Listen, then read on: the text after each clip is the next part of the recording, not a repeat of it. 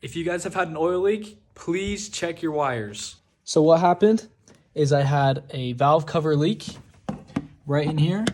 This corner valve cover, it leaked onto my camshaft position sensor. And so I already replaced this, but the oil went down into this harness and all the way down, and it destroyed the signal wire, the one in the middle that sends the signal from the ECU to the camshaft position sensor. So it completely fried that wire, but I thought it was the sensor because it was dirty and everything was bad, and all my engine codes were telling me replace the sensor and everything. So it didn't work. I replaced this connector. That also didn't work. So I had to trace the wire all the way to the ECU in here, down the wire harness, down to the ECU. I found the plug, one of these. So what I'm gonna do is I'm gonna cut the plug, this one right here. If you can see, this plug got isolated right here. I'm gonna cut the plug there. I'm gonna do a whole new wire, and I'm gonna trace it from there. I'm just gonna use the new wire from that starting point. I'm just gonna bring it out through here, come here, and I might just skip that whole wiring harness, which will suck to take it out, but if it works, I'm gonna maybe trace it through here, maybe back there. Then I'm gonna use where I crimped it last, where the wires are still new. I'm gonna put the wire onto here. You could already see the crimps, but I'm gonna trace that, and that should solve the problem. The only other issues, if that doesn't solve the problem, it's either that or you bought a cheap sensor, or you bought a bad sensor, you switched the wrong sensors in. This is the VQ35DE Rev Up Edition. So this is very specific with its sensors and its connection. So if it has anything wrong with anything, it'll put it in limp mode. It just won't work. So mine's in limp mode right now. I'm gonna bypass that. Boom, right onto the connector. Should work.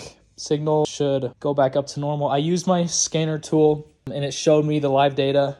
I was idling. So it turns on, it idles, but it doesn't go into overdrive or whatever you call on this, or the valuable time thingy.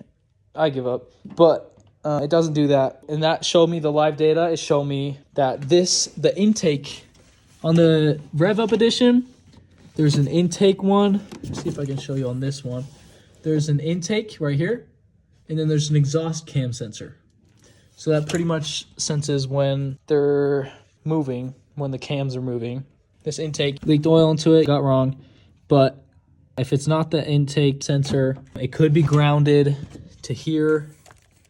It could be grounded onto some other wire that burnt, because it does look burnt some other places that got hot. This got really hot, you can tell. That's to the throttle body sensor. Or anything else that really connects to the wire harness could be melted into it, because this looks like it gets really hot. So it could, and this is brittle. So maybe those are always options, but your options, if it's in limp mode or you got some sort of fault code, like relating to circuit malfunction or anything of that sort, like camshaft position sensor, bank 2 in my case, I would look at the wiring first before you buy anything. That's the problem. That's the thing I did wrong, because I also replaced these VVT solenoids, because one of the options is if it doesn't get good oil pressure to here and it doesn't go through here into the cams won't move, or how they're supposed to. The other option is timing chain. It could be stretched, could be broken, timing could be off a tooth.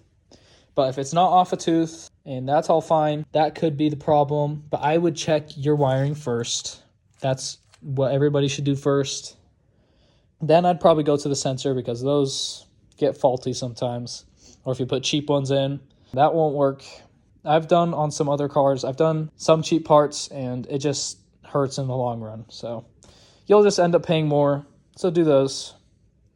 If there's nothing wrong with it, you can test it with the multimeter, or with the scan tool, you can go test it.